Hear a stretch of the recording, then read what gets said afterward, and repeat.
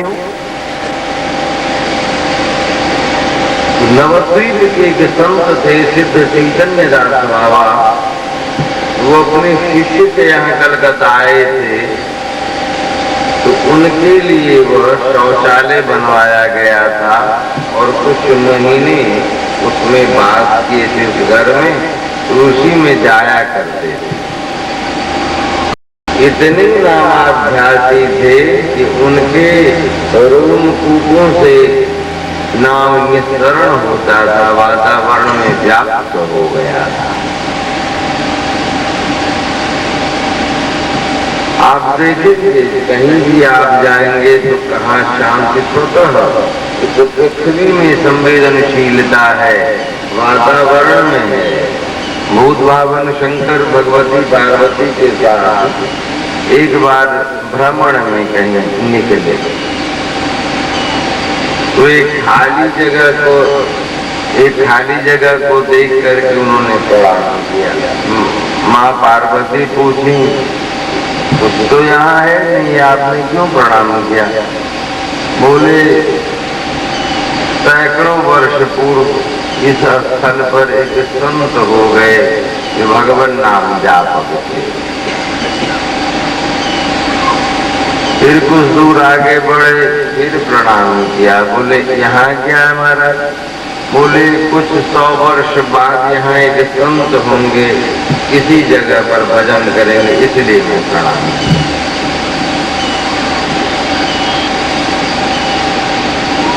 अब सोचे, क्या भूत भावन शंकर जैसा कोई ज्ञानी, कोई वैज्ञानिक हो सकता है क्या?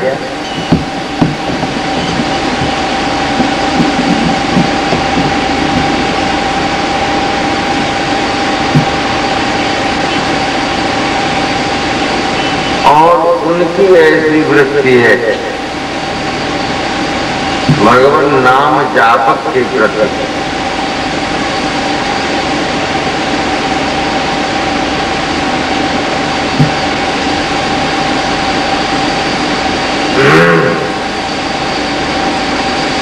भगवान नाम वस्तु ही वही है।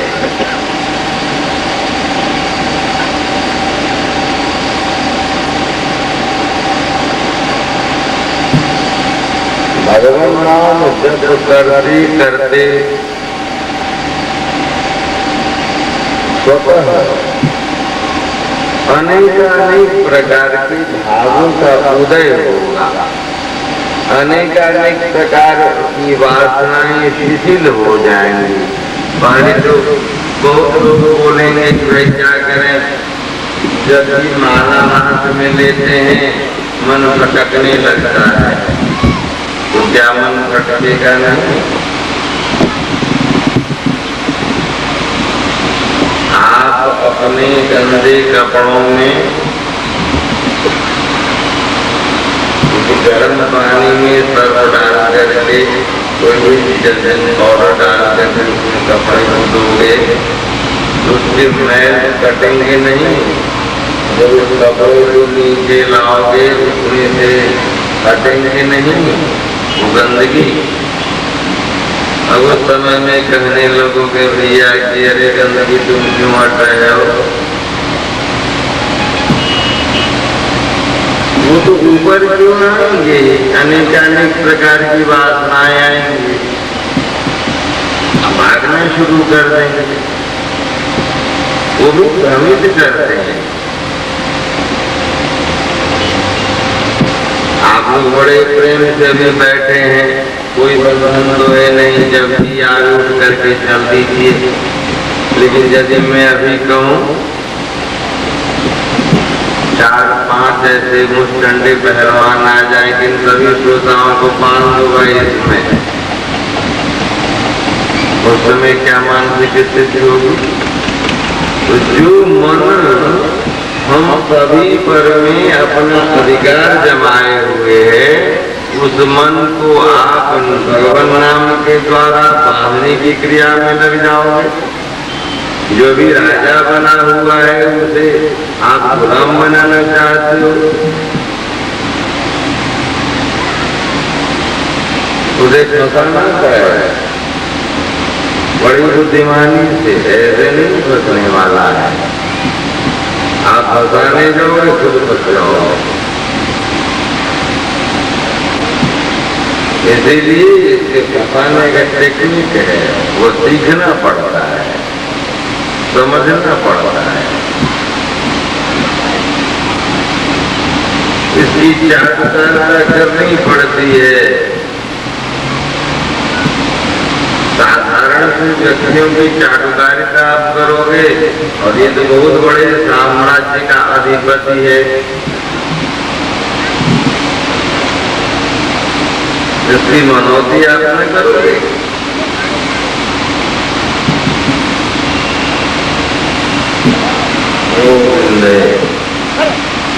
जिस प्रकार से विष्णु दूतों में और यमदूतों में अनेकानेक प्रकार के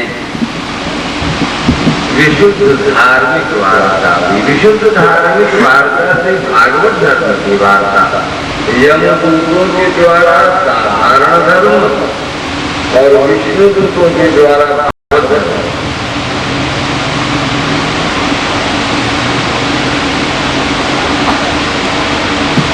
इन लोगों में, विष्णु दूतों में सबलता थी, छोड़ करके चले। ये सारी क्रिया अदम्य देख रहे हैं अपने सूक्ष्म शरीर से। बड़ा पश्चाताप भी हो रहा था कि देखो तो मैं ब्राह्मण, सदाचारी ब्राह्मण कैसे फंस गया। किस प्रकार की मेरी बुद्धि हो गई। कहाँ होंगे मेरे माता पिता, मेरे बच्चे कहाँ होंगे। परंतु बाद में चल करके विष्णु दूतों के द्वारा उपदेश किए जाने पर में हरिद्वार चले आए। यहाँ एकमात्र भगवान नाम जप करते हुए अपने शरीर को छोड़ दिया, पुनः वैकुंठ की प्राप्ति हो गई। इधर यमदूत गण जब अपने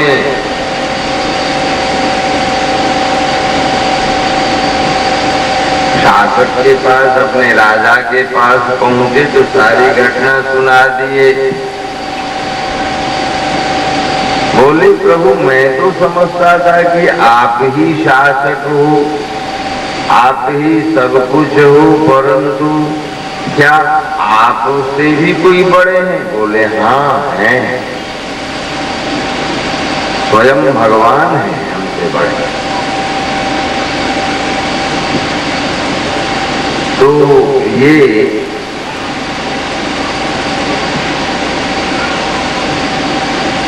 ऐसे वो लोग, उनके दूत लोग बोल रहे थे, हम तो समझते नहीं हैं।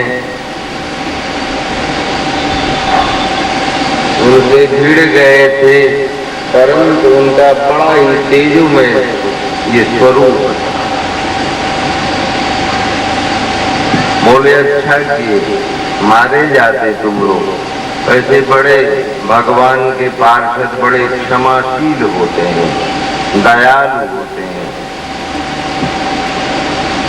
तो ये क्या है, इतना बड़ा पापी और एक बार नारायण नाम लिया और छूट गया, इसका रहस्य हम लोग समझ नहीं पाए। आपने तो कभी समझाया नहीं। यमराज बोले देखो भैया, यह धर्म भागवत धर्म के नाम से जाना गया है। अब तुम्हें जिज्ञासा हुई है तो समझा रहा हूँ, आओ बैठो। यह स्वयं भगवान का बनाया हुआ धर्म है।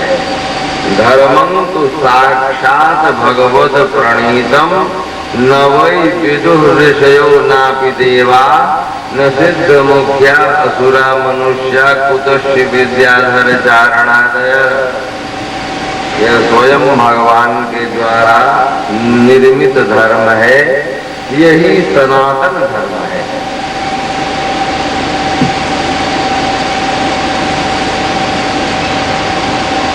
लोग बहुत आदमी बोलचाल की भाषा में कह देंगे कि ये सनातन धर्म है, लेकिन जब उनसे उद्घाटन किया जाएगा कि सनातन का भैया जरा प्रमाण दो, अर्थ समझाओ, उस समय अगल बगल झांकना शुरू कर देंगे, क्योंकि प्रमाण तो है नहीं। अब आपके मुंह से सुन लिए, उनके मुंह से सुन लिए।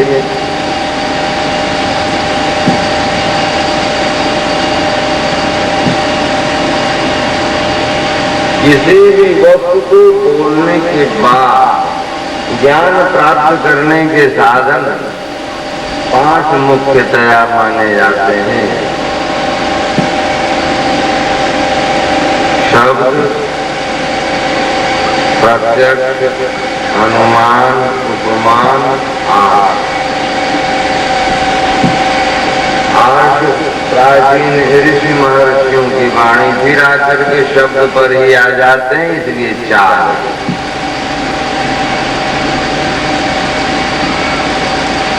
तो शब्द का आधार जो है उसी की साधना करके ही प्रत्यक्षता भी आती है।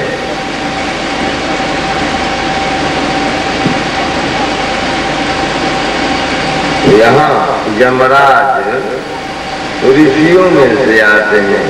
उपनिषद में कठोपनिषद के वक्ता है यमराज। किसी भी संप्रदाय की स्थापना होती है तो प्रस्थानत्रयी पर भाष्य किए जाते हैं। कम से कम 11 उपनिषद, श्रीमद् भगवद गीता और वेदांत सूत्र, इन तीनों पर अपने विचार को जब प्रस्तुत करते हैं और इन सिद्धांतों के द्वारा प्रतिपादित करते हैं, उस संप्रदाय की मान्यता होती है।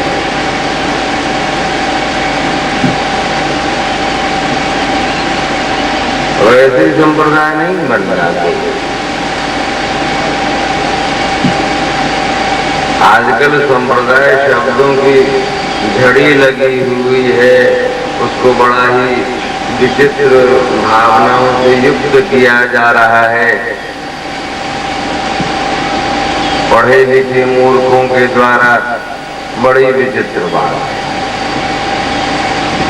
तो अपने दूतों से समझा रहे हैं कि यह भागवत धर्म साक्षात भगवान के द्वारा है। इसे बड़े बड़े ऋषि, देवता, सिद्ध, असुर, मनुष्य आदि कैसे जान पाएंगे? इसे तो सिर्फ हम 12 ही जानते हैं। स्वयंभूर नारद, शंभु कुमार, कपिलु मनु, प्रहलादो, जनको, भीष्मो, बलि, वैयासर्वयम्, द्वादशे विजानीमो धर्मं भागवतं मठा, गुह्यं विशुद्धं दुर्बोधं यं ज्ञात्वामृतमश्नुते। एतावानी लोकेस्मिन् पुंसां धर्मः परस्मृत भक्तियोगो भगवति तन्नाम ग्रहणादिभिः। बस एकमात्र भगवान नाम ही। ये 12 भागवत के आचार्य ब्रह्मा, नारद, शंकर, चारों भाई सनक, सनंदन, सनातन, सनत कुमार, महर्षि कपिल, स्वयंभु मनु, महाराजा निमि जनक, भीष्म, दैत्यराज बलि और ये प्रहलाद, श्री सुखदेव जी महाराज और मैं वयम, हम दो यानी यमः, यमराज, यही 12 जानकार है। बड़ा ही गोपनीय है, गुह्य है, गूढ़ है, सारा दिसार है।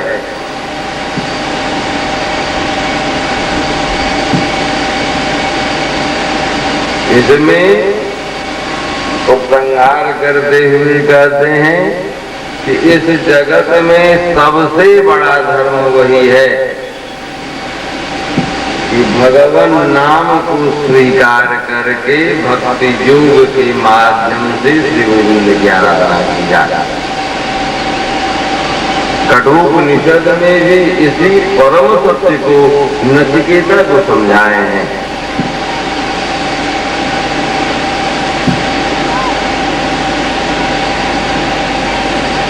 जब से भागवत धर्म का ज्ञान जिनको हो गया है, फिर अन्य ग्रंथों को स्पर्श नहीं किया है। इतिहास साक्षी है। स्वयं वेद व्यास जी श्रीमद् भागवत के बाद कोई ग्रंथ नहीं लिखे, उसी का चिंतन मनन चल रहा है। आप लोग सोचते होंगे कि भाई वैष्णव लोग ही शंकर बतानी आई सन्यासी की परंपरा में श्रीधर स्वामी पाद जी हो गए हैं।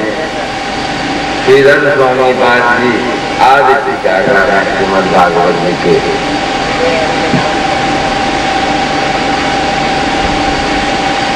शंकर आदि शंकराचार्य के परम गुरुदेव श्री गौड़पादाचार्य जी महाराज ने अपनी टीकाओं में पांचकारिका आदि के अंतर्गत श्रीमद् भागवत का उल्लेख उन्होंने किया है।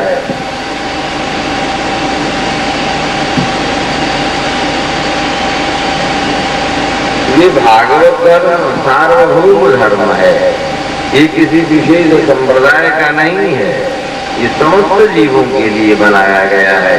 इसलिए हमारे गुरुदेव इसका एक नाम जैव धर्म भी कहा करते थे।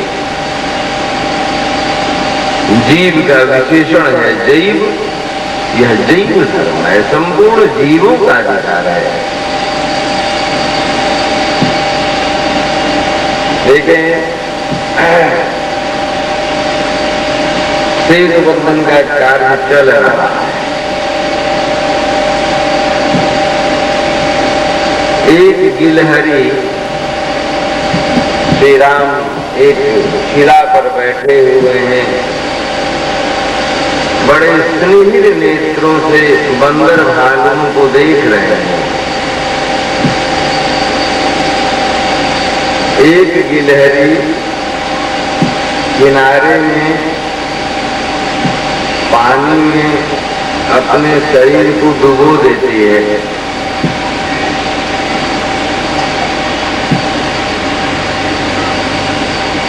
और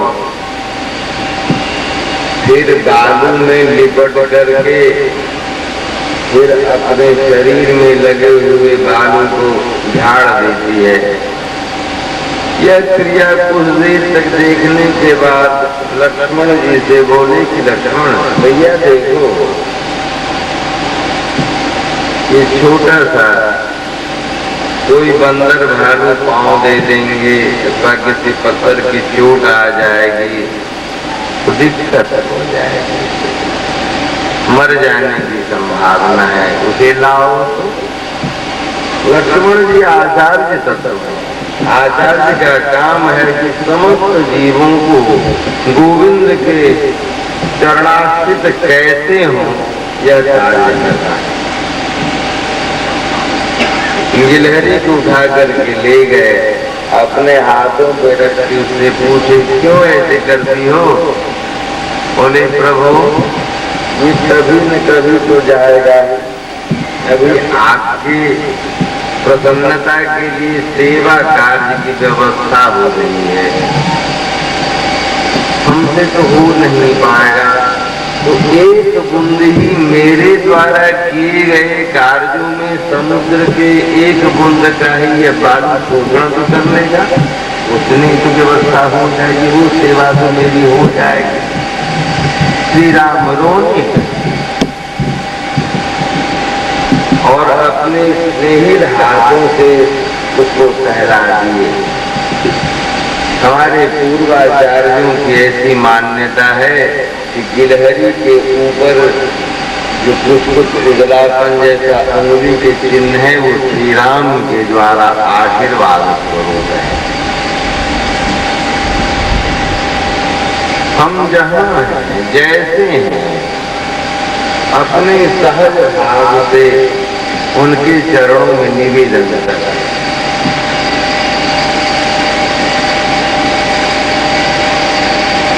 गोविंद है। ये नामोच्चारण महात्म यही इसी प्रकार सदैव भगवन नाम जपते रहे। बृहन नारदीय पुराण के अंतर्गत श्री नारद जी की वाणी है, हरिर नाम हरिर नाम हरिर नामैव केवलम। केवलम शब्द का प्रयोग हुआ है।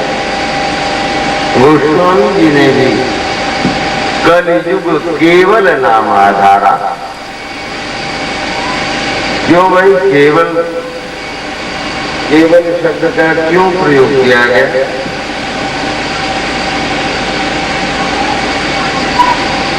एक ऐसी अवस्था आती है कि आप सीख नहीं पाओगे, सुन नहीं पाओगे, कुछ दान पुण्य आदि नहीं कर पाओगे। उस समय में क्या स्थिति होगी?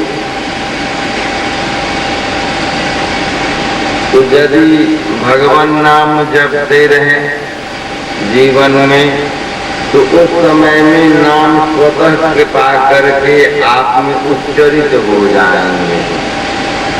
पहली बात। दूसरी बात कि कोई दूसरा भी उच्चारण करेगा वह प्रवेश करेगा।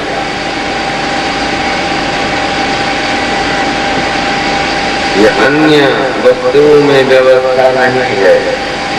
तीसरी बात कि इसमें बीजात्मक स्वरूप इसमें नहीं है, ये सरल है। वेदात्मक बीज प्रणव माने गए हैं और अक्षरात्मक बीज तंत्र मंत्रों में माने गए हैं। इन बीज आदि से रहित हैं, अपने आप में पूर्ण हैं, परिपूर्णतम हैं, नित्य हैं, शुद्ध हैं, सर्वश्रेष्ठ।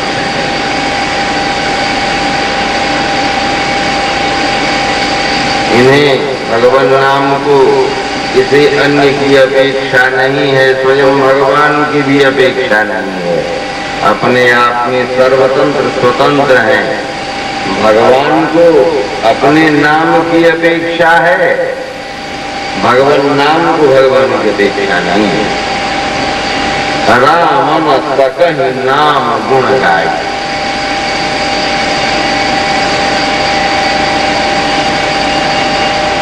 हमारे चाचा गुरु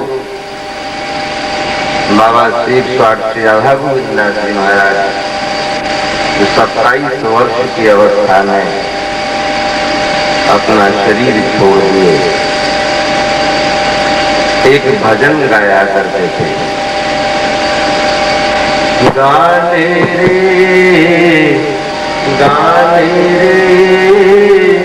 हरि गुण बावरिया, बेरी बेरी आयु नहीं ऐसी सुधरिया। गाने हरि गुण बावरिया, आयु नहीं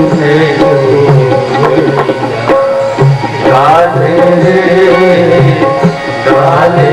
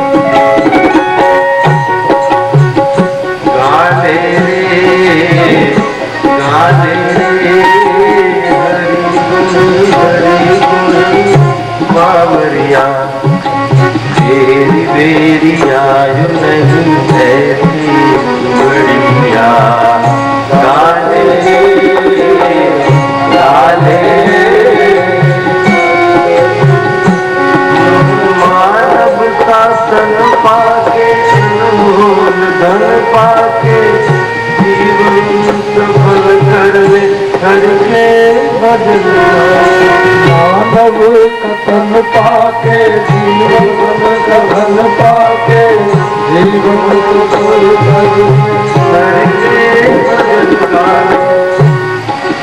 अब की जो बेरिया जो चूको प्राणी बड़े तिलक 84 की फेरिया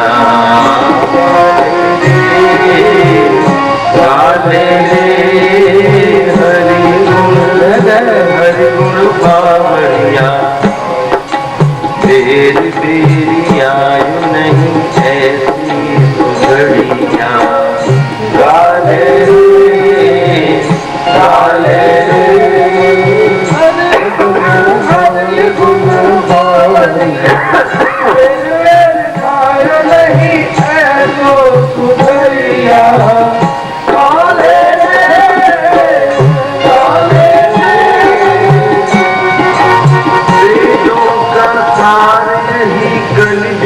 आधार नहीं करता है भवनिध से नौका आधार यही कलयुग आधार यही करता है नौका पार यही शक्ति जो तेरिया जो प्राणी नाव पड़गी मझधारिया काले काले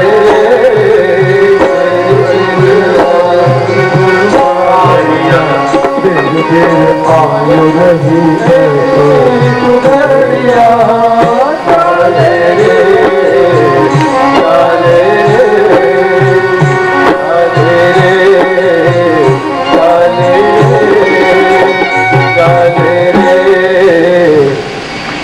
नामोच्चारण महात्म्यं हरे पश्यत पुत्र का अजामिलोपयेनेव मृत्यु पाशादमुच्यते।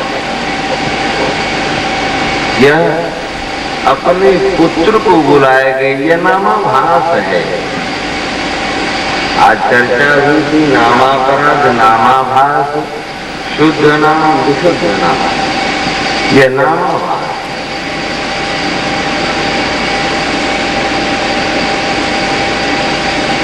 इस प्रकार से गोविंद है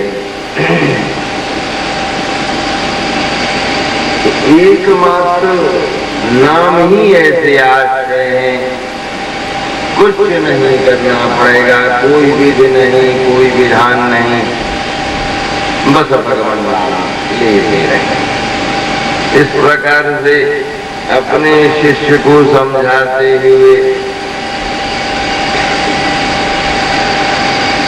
बड़ी प्रसन्नता की स्थिति आ गई परीक्षित की। अब क्या चिंता है मुझे? चिंता पहले भी नहीं थी। परीक्षित को चिंता हुई ही नहीं। एक स्वरूप से इसलिए चिंतित से जान पड़ते, चिंतित जैसे जान पड़ते हैं कि जैसे मरणासन्न व्यक्ति में हूँ वैसे अन्य जीव भी तो हैं। मेरे ऊपर तो असीम कृपा स्वयं भगवान की भी है और संतों की भी है, परंतु बहुत सारे जीव अनाथ हैं। अनाथ इसलिए है कि अपनी चिंता भी उन्हें नहीं हो पा रही है कि मेरा उद्धार कैसे होगा। ऐसे जीवों के लिए भगवान नाम और भागवत जी आश्रय है।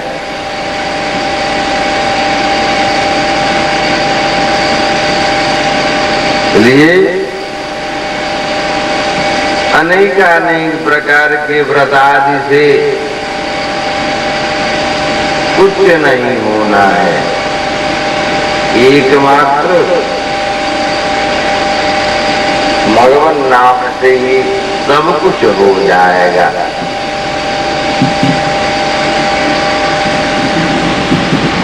परीक्षित महाराज ने पूछा कि अपने नेत्रों से प्रश्न होता है और नेत्रों से भी उत्तर की प्राप्ति होती है। श्री सुखदेव जी महाराज ने समझ लिया कि आपने जो नाम की महिमाओं का गान किया है ये किसी से सुनी सुनाई बात है, कहीं पढ़े हो आप या अपना स्वानुभव है। श्री सुखदेव जी महाराज हंस करके बोले तीनों है।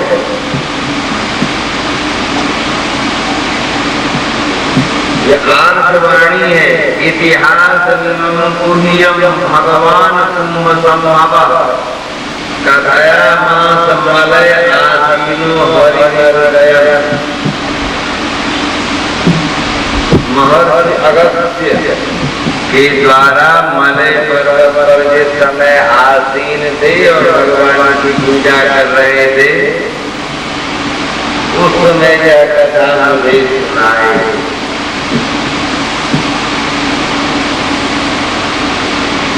महर्षि अगस्त्य की वाणी झूठी हो सकती है, वशिष्ठ की वाणी झूठी हो सकती है, अत्रि च्यवन आदि ऋषियों की वाणी झूठी हो सकती है।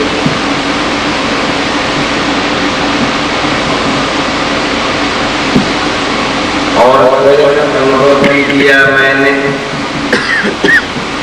वेद व्यास जी महाराज ये अनुभव किए हुए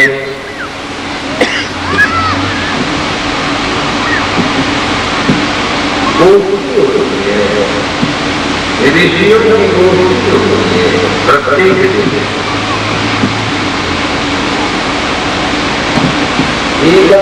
शांत वातावरण में रात्रि के समय कुछ दिनों का ध्यान करके देखें, जिन्हें आवश्यक समझ में आवे दर्शनों का दर्शन करें।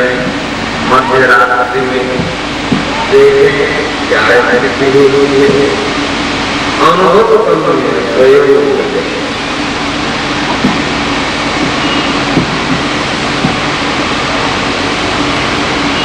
अपने विषय में चिंता न करें।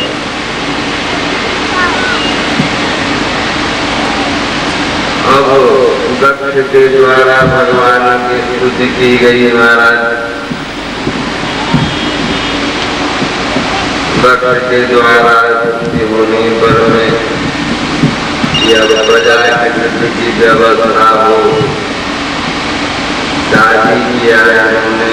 शादी करने के बाद एक बार 10,000 दूसरी बार 1,000 पुत्रों को जन्म दिया। नारद बाबा अपनी सहेली में जाकर के सबको बाबाजी बना दिए। बहुत ही जीवन गए बच्चे प्रजापति। अरे कपटी बाबा जी तुम्हारी शादी तो हुई नहीं, तुम गृहस्थ तो हो नहीं, पुत्र मोह क्या होता है तुम कैसे समझोगे? हम अपनी सृष्टि का विस्तार करना चाहते हैं। कहलाने के लिए तो तुम मेरे भाई हो, लेकिन ऐसे द्वेषी हो, ईर्ष्यालु हो, तुम मेरे वंश परंपरा को विनष्ट करना चाहते हो। जाओ मैं शाप देता हूँ कि तुम मेरी जगह स्थिर रह नहीं पाओगे। उसी शाप के चलते अभी भी नारद बाबा हमेशा घूमते रहते हैं। पर ऐसे भागवती संत हैं कि शाप स्वीकार करके भी जीवों का उद्धार कैसे होगा? ये 11,000 पुत्रों को बात संसार से छुटकारा दिलवाया। तब अंत में अपनी स्त्री से पुत्र की उत्पत्ति न करके बेटी ही को जन्म दिया। बेटी को जन्म दिया इन्होंने। उसी की लड़की से संयोग से सृष्टि करवाया। उसी साथ से अनेक ऋषियों के साथ ब्याह करके व्यवस्था। अब सुग्रीव जी महाराज से परीक्षित ने प्रश्न किया कि किस कारण से कौन सा अपराध गुरुदेव देवताओं से बन गया था कि गुरु बृहस्पति ने उन्हें छोड़ दिया। बोले अहंकार कभी कभी परेशान कर देता है। एक समय स्वर्ग में इंद्र अपने समस्त सभासदों के बीच में बैठे हुए थे। उनके गुरुदेव बृहस्पति आए, सम्मान में उठकर खड़े भी नहीं हुए, उनकी ओर दृष्टिपात भी नहीं किया। जब इंद्र ही नहीं किए तो देवताओं ने भी कुछ नहीं किया। सोचते कि अहंकार में यह शुरू है, इसलिए रहना उचित नहीं। बड़े सिद्ध तो थे ही अंतर है। अब जब अहंकार मद उतरा समझ में बात आई, लेकिन तब तक उनको व्यवस्था लग चुकी थी, परेशान हो गए। बोले अब क्या होगा? ब्रह्मा जी के पास गए। ब्रह्मा जी बोले देखो का एक पुत्र है, लेकिन वो कोई कर्म करने वाला नहीं है। वैष्णवी विद्या का बड़ा ही जानकार है। प्रार्थना करो, त्वष्टा से प्रार्थना करो। 12 सूर्यों में से एक सूर्य है वो, उनसे प्रार्थना करने पर बोले ठीक है। बोले जा बेटा। बोले पिताजी आपकी आज्ञा है तो जाता हूं। जो भागवती विद्या का जानकार हो जाता है वह कुछ मामले में आत्मारामाप्त काम हो जाता है, किसी की अपेक्षा तो रहती नहीं। स्वर्ग की अपेक्षा क्यों हो? स्वर्ग से ज्यादा सुख स्वर्ग प्राप्त कराने वाला जो व्यक्ति है वो स्वर्ग क्यों जाएगा? गए, इंद्र की सारी परिस्थिति को देखा, समझा, उन्हें वैष्णवी विद्या का उपदेश किया। वैष्णवी विद्या में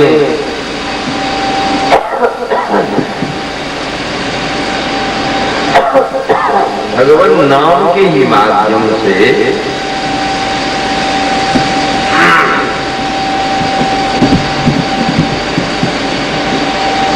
संपूर्ण वस्तुओं की प्रार्थना और रूपास्त्र की करना, इसमें ध्यान दिया जाता है।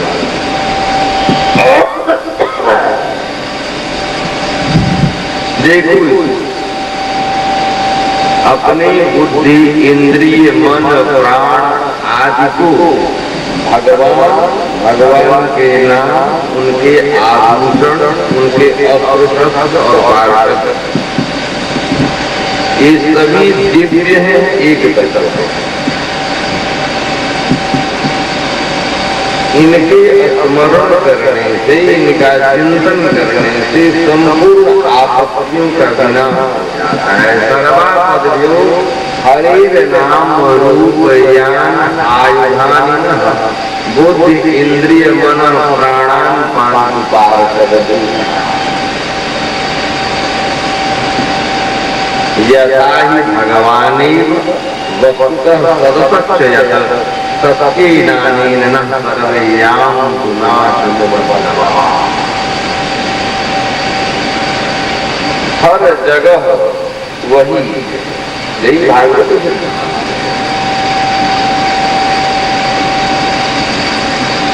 कण कण में वही व्याप्त।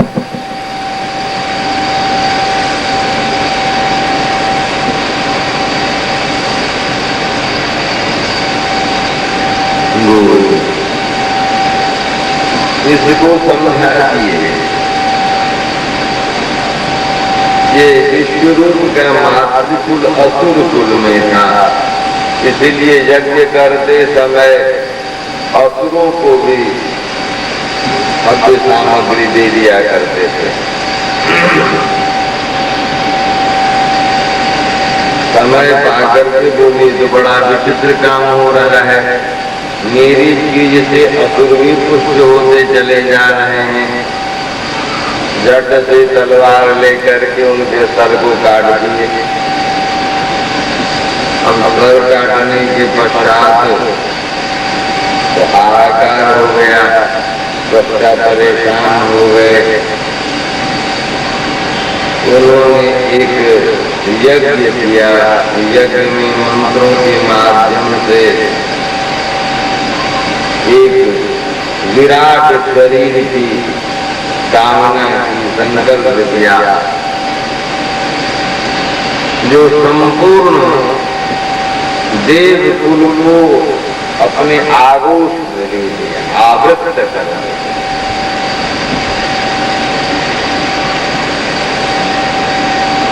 अपने घेरे में ले, इसलिए वृत्त असुर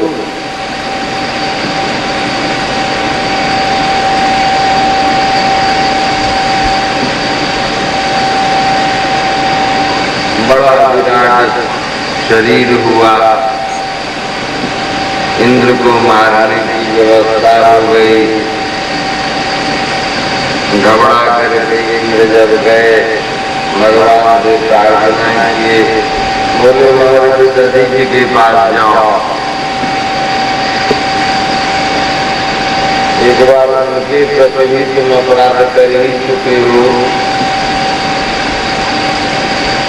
पुनः जाओ, बड़े दिव्य संत है, तुम्हारे अपराधों को क्षमा कर देंगे।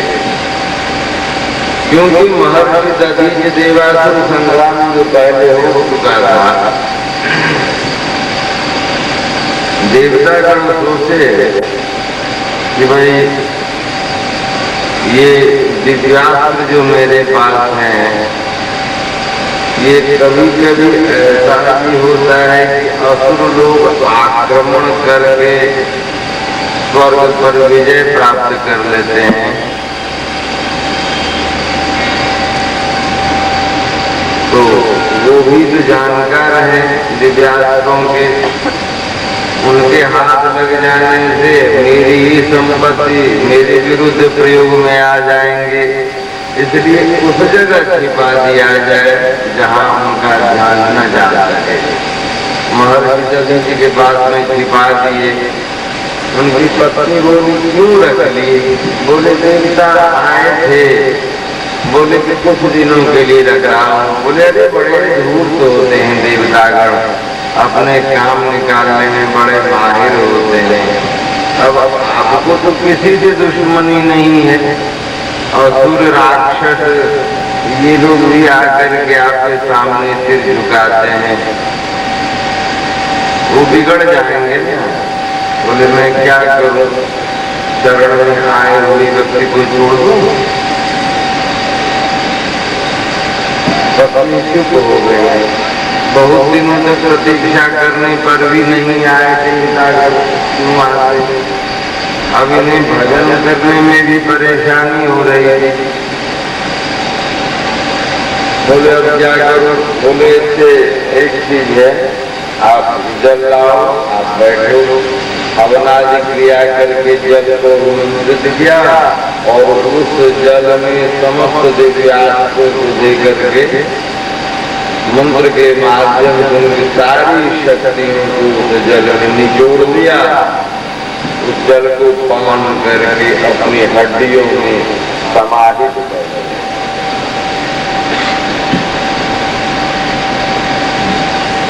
समाहित कर लेने के बाद वो हड्डी में दिव्यास्त्र की शक्तियां आ गई। महर्षि दधीचि की हड्डी इसलिए उसी तिब्बत बनाया है, और वृत्रासुर को मारने के लिए वही हड्डी काम में आया है। वृत्रासुर ये प्रति बड़ा आश्चर्य लगा कि जब युद्ध के बड़ा ही वीर वृत्रासुर जब युद्ध के क्षेत्र में गया तो स्वयं भगवान का दर्शन करके बड़ा ही प्रफुल्लित हो गया। बोला, इंद्र मैं जानता हूं कि तेरे हाथ में जो वज्र है मेरी मृत्यु का कारण है, परंतु जिस स्वर्गादि सुख के लिए तुम नारायण हो मैं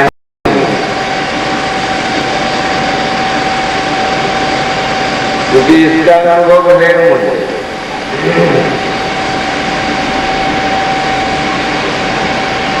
मैं तो सिर्फ अपने प्रभु आराध्य देव के जो भक्तों के भक्त हैं उनके चरणों का दास बन करके रहना चाहता हूं, उनकी सेवा करना चाहता हूं, उनके संपर्क में रहना चाहता हूं, क्योंकि उस बीच में अपने आराध्य प्रभु गोविंद के नाम गुण लीला धाम आदि के विषय में सुनने को प्राप्त होंगे। देखो न तुम्हारी क्या स्थिति है स्वर्ग में, जो अपने गुरुदेव का भी अपमान तुम कर बैठे। अरे मेरा भी यह शरीर क्यों हुआ जानते हो? मैं भी परम गुरुभूत भावन शंकर का अपमान कर बैठा।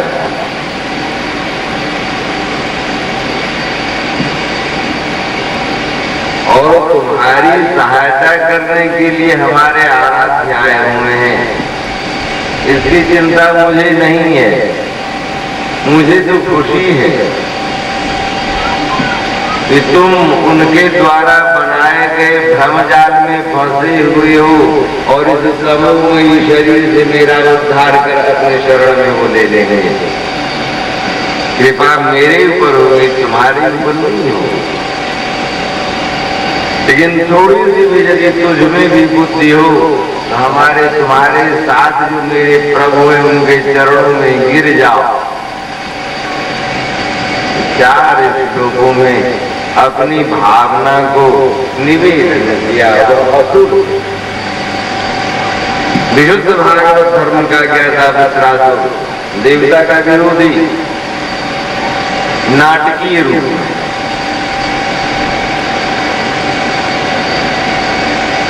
अहम हरे तव पादैक मूल दासो भवितास्मि भूयः मम स्मरेता सुपतिर्गुणांस्ते गृणीत वाक् कर्म करोतु कायः ननाकपृष्ठं न च पारमेष्यं न सार्वभौमं न रसाधिपत्यं न योगसिद्धिर्पुनर्भवं वा समञ्जसत्वाविरहैर्यकाङ्क्षे।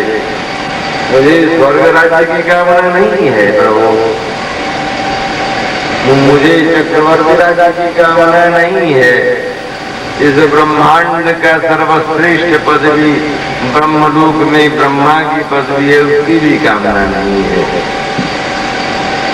न मोक्ष की अभिलाषा है, न योग की सिद्धियों की प्राप्ति की कामना है। बस आपके दर्शनों की चिर प्रतीक्षा है, लालसा। कैसे लालसा, कैसी प्रतीक्षा? तो अजात पक्षाः इव मातरं खगाः स्तन्यं यथा वत्सतराक्षुधार्ता प्रियं प्रियैव व्युषितं विषण्णा मनोरविर्लाक्षदृदीक्षते। एक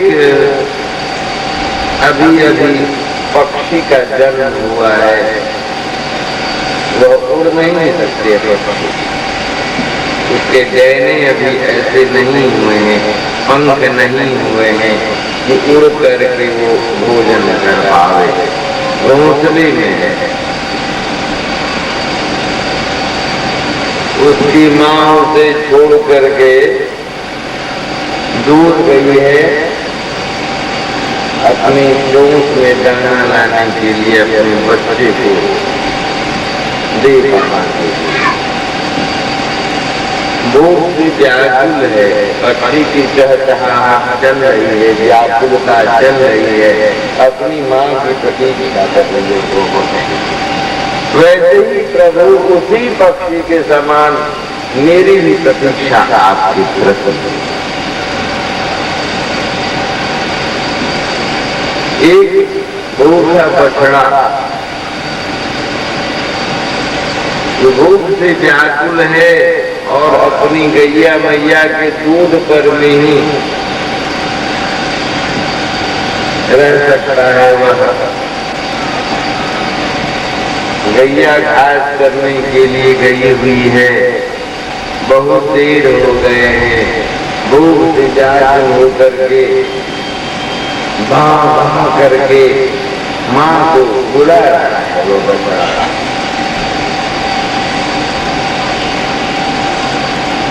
वैसी प्रतीक्षा करेगी। एक पुरुष जो शादी करके तुरंत अपनी पत्नी को ले आया अपने घर पे, उसे छोड़कर परदेश चला गया है अर्थ उपार्जन करने के लिए। बहुत दिन हो गए हैं, अब अपने पति की सेवा की लालसा से बड़ी व्यथित है यह नारी। अपने घर के दरवाजे पर खड़ी होकर के अपने पति के आगमन की प्रतीक्षा कर रही है। वैसे ही नैनों में लालसा होनी चाहिए। यही 3 प्रकार की प्रतीक्षा इस वृद्धाश्रम की है। अजात पक्षा इव मातरं खगा अपतन्यं यथा वस्ततराक् सुधारता प्रियं प्रियैव विदितं विषणा मनोरविन्दाकृति क्षते त्वा।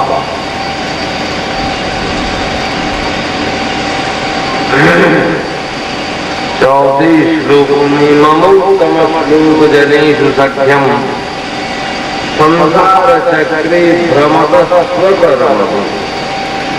मैं तुमसे कुछ मांगता नहीं, मैं जैसा कर्म करूंगा उसी प्रकार से यह शरीर की प्राप्ति होगी।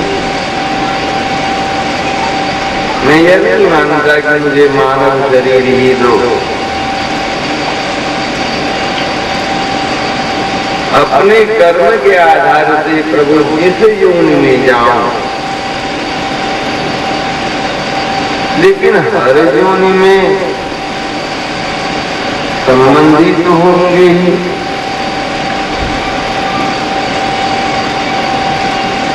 संबंधी होंगे तो उसमें आसक्ति होगी।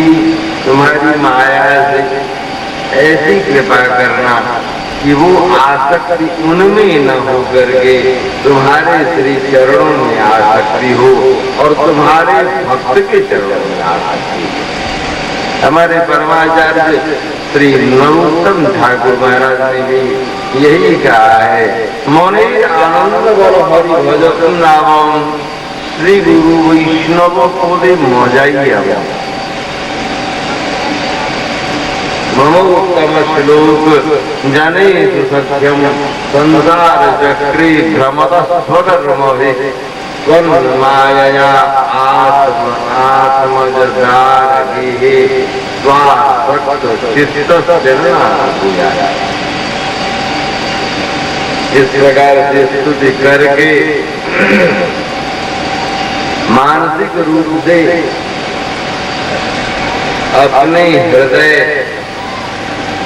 और अपने नेत्रों के माध्यम से अपने आराध्य के चरणों में सूचना संप्रेषित करते हुए भयंकर युद्ध किए हैं इंद्र के साथ।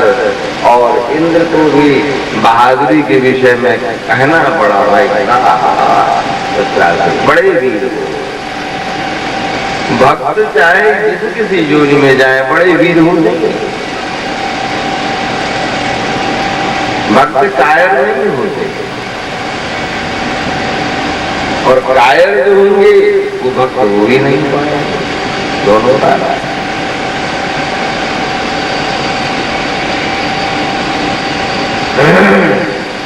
परीक्षित महाराज ने पूछा कि तो बड़ी विचित्र गुरुदेव, राक्षस होते हुए भी ऐसी बुद्धि कैसे आ गई? बोले या राजा चित्रकेतु, ऐसे भागवत धर्म में तो दीक्षित हो गए थे, मानव से गंधर्व में इनका प्रवेश हो गया था, गंधर्व योनि में। परंतु ज्ञान की प्राप्ति हो गई थी, भ्रमण कर रहे थे बड़े बड़े ऋषि मुनियों की सभा में।